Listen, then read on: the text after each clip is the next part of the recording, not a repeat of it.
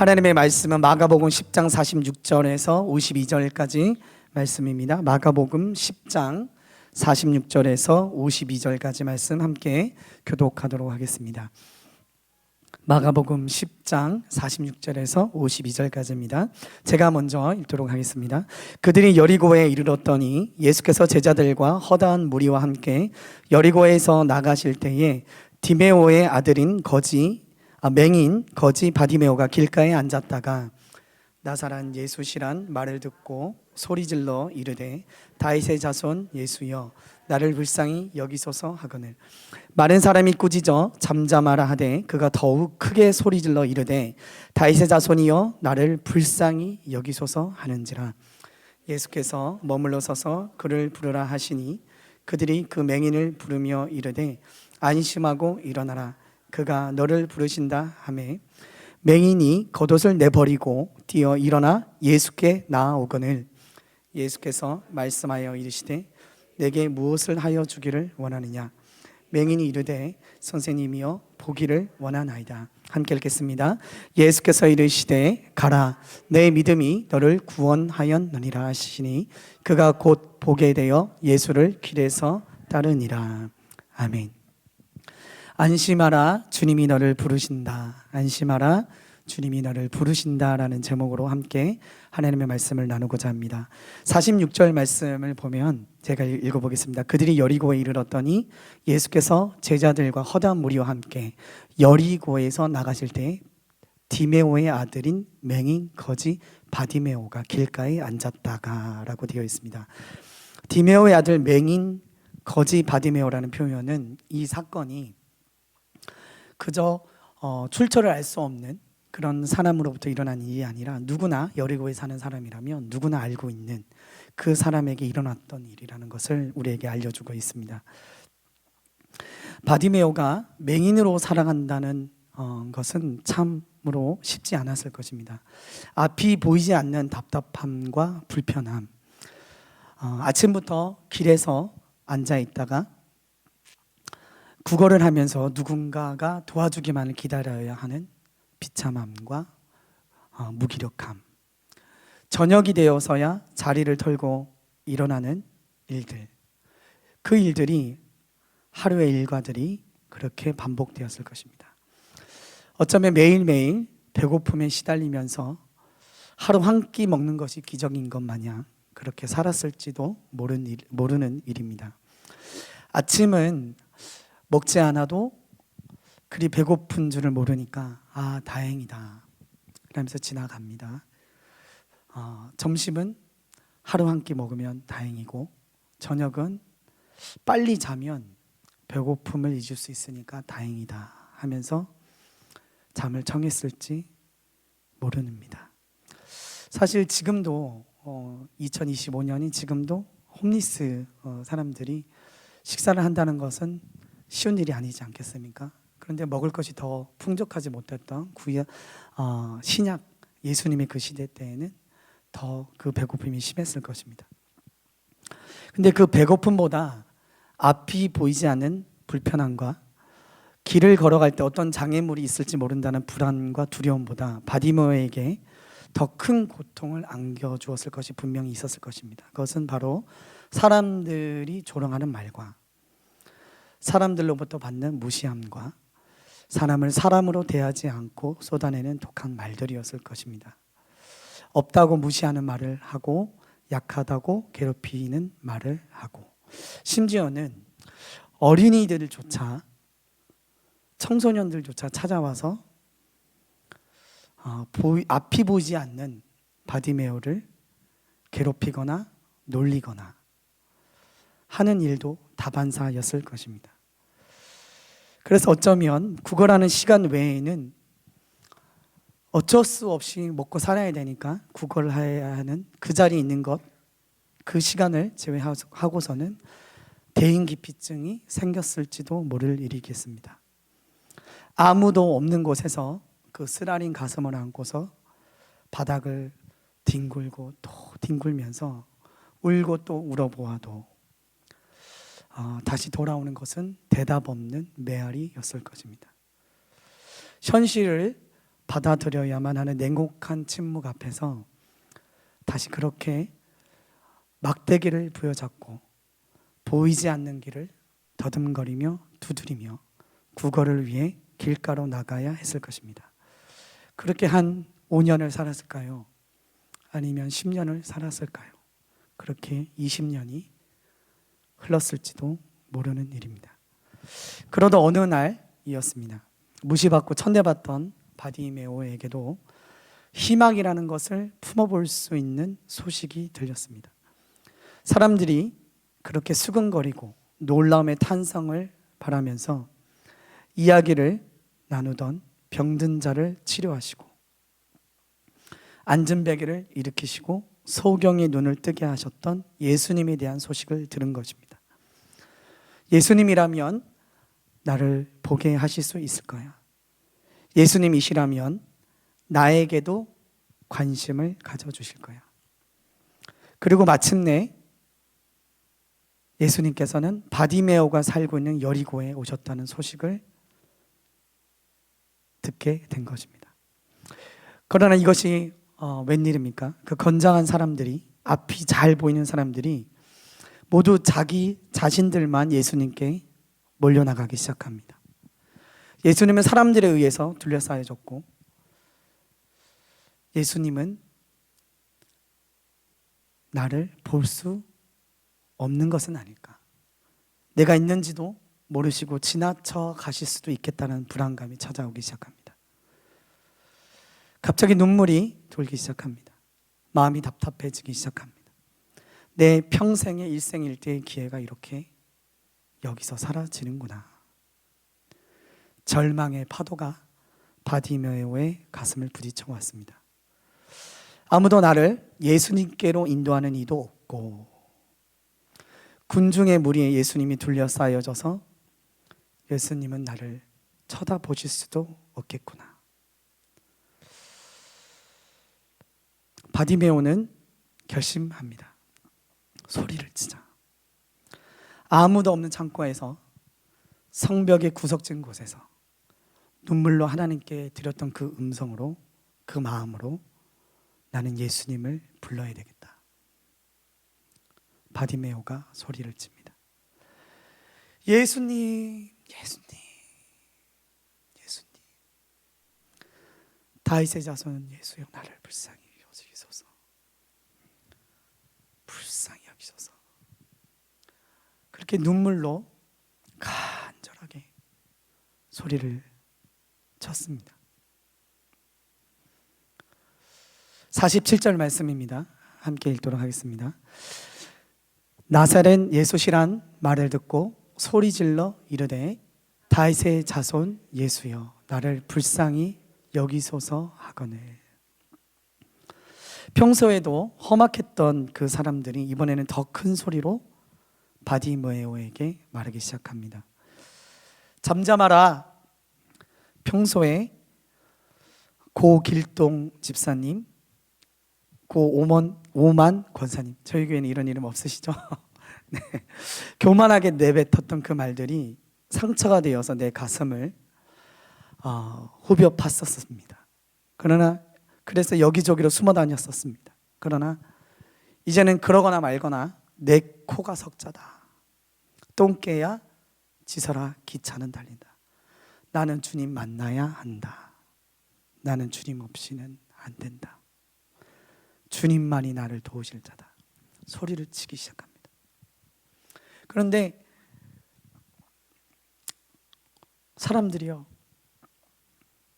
외면한 것뿐만 아니라 이제는 더 막 꾸짖기 시작합니다. 48절 말씀에 많은 사람이 꾸짖어 잠잠하라 하되 그가 더욱 크게 소리질러 이르되 다윗의 자손이여 나를 불쌍히 여기소서 하는지라.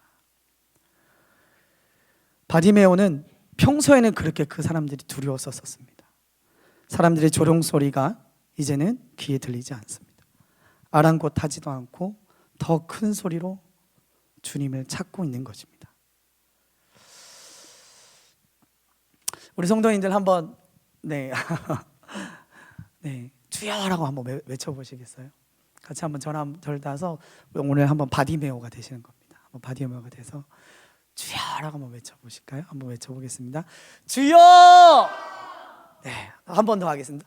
주여! 마지막 한 번 더. 주여! 네, 바디메오가 아마 주여 나를 불쌍히 여기소서, 나를 돌아보소서, 나를 돌아보소서 간절하게 정말 눈물로 부르짖었을 것입니다. 그래서 똥개야 짖어라 기차는 달린다.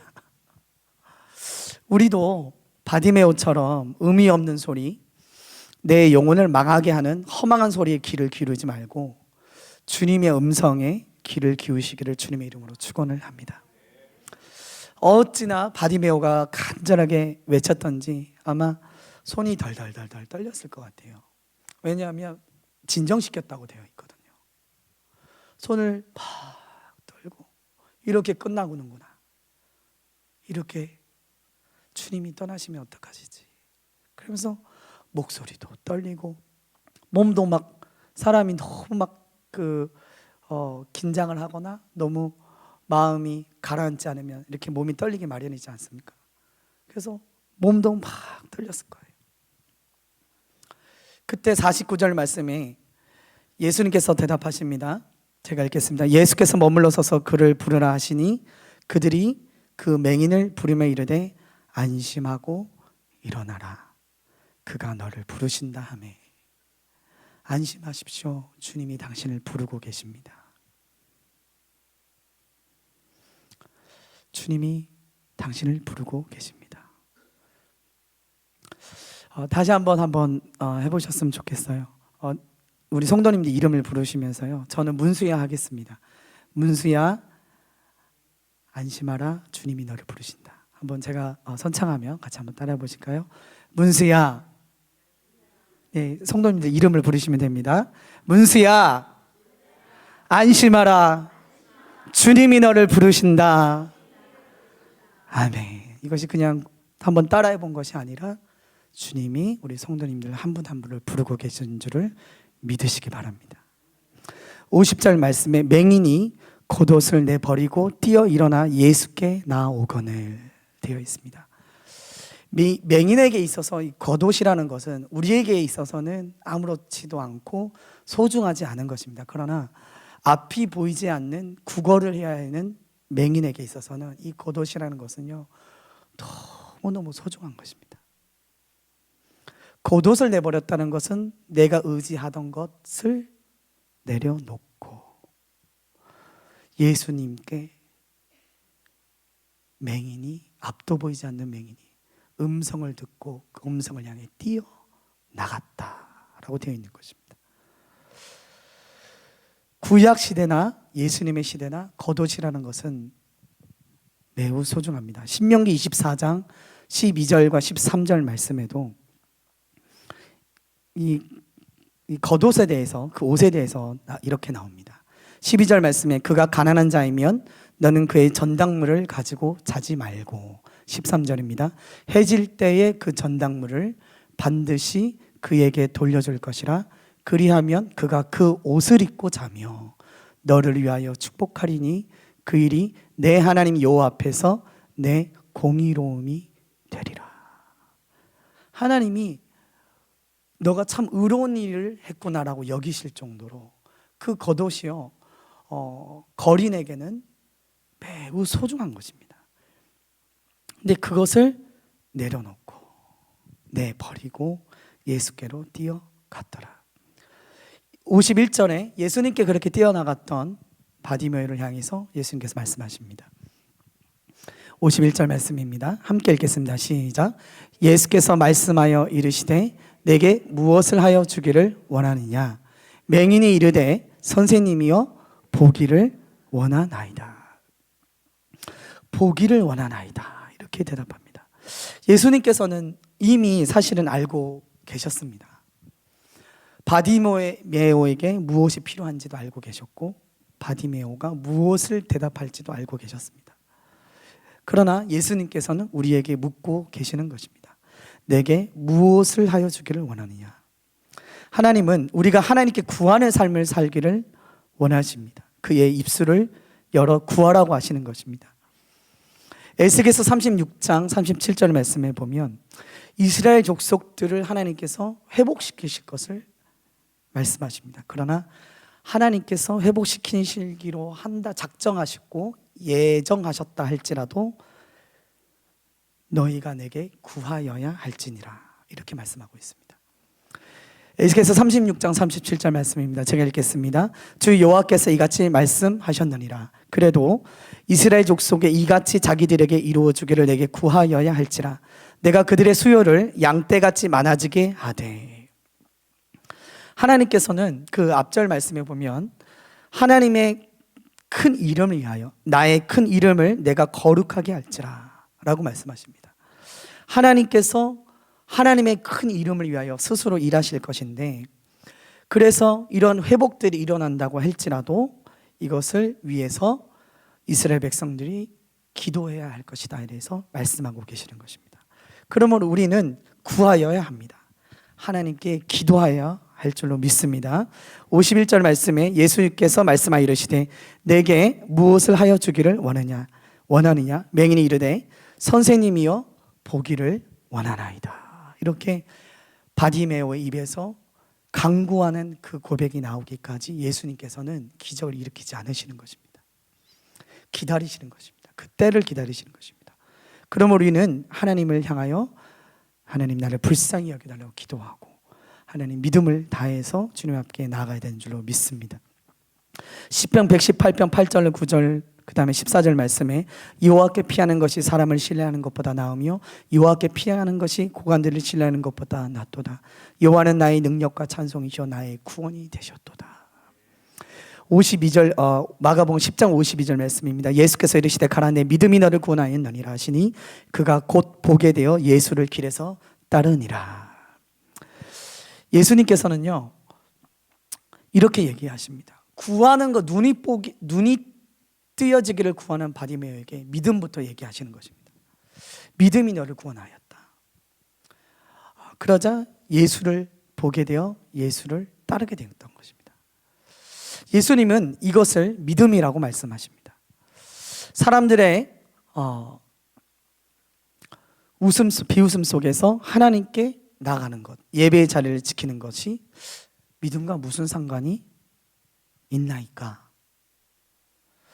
주방에서 봉사하는 것이 믿음과 무슨 상관이 있나이까? 교회를 위해 보이는 곳에서 보이지 않는 곳에서 하는 일들이 믿음과 무슨 상관이 있나이까? 못 하나 벽에 박는 것이 믿음과 무슨 상관이 있나이까? 라고 물을지 모르시겠습니다. 교회를 위해 기도하는 것이 소외된 이들을 향해 예수님께 같이 나아가자고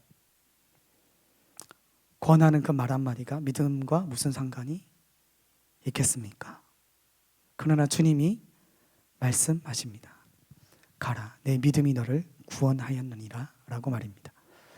믿음이 없이는 바디메오가 이런 간청을 드릴 수도 없고 겉옷을 내버릴 수도 없고 예수님께도 나아갈 수 없었을 것입니다.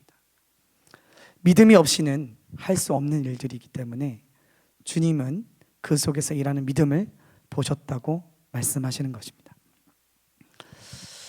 조영기 목사님 간증 하나 이렇게 하고 이렇게 마치려고 합니다. 조영기 목사님 영상 이제 그때가 80년대 영상 설교 영상인 것 같아요. 제 설교 영상은 요즘에 이렇게 몇십 년 전 설교 영상들이 이렇게 자꾸 유튜브에 올리는 게 요즘에 트렌드인가 봅니다. 이렇게 이제 보았는데요. 조영기 목사님이 죽고 싶은 적이 있으셨대요. 저는 이제 바디메오가 생각이 나더라고요. 네, 조영기 목사님 죽고 싶은 때가 있었는데 교회에 이제 사역을 하다가 너무 힘드니까 자살을 하면 지옥 가니까요. 이제 그렇게는 못 하겠고 그리고 이제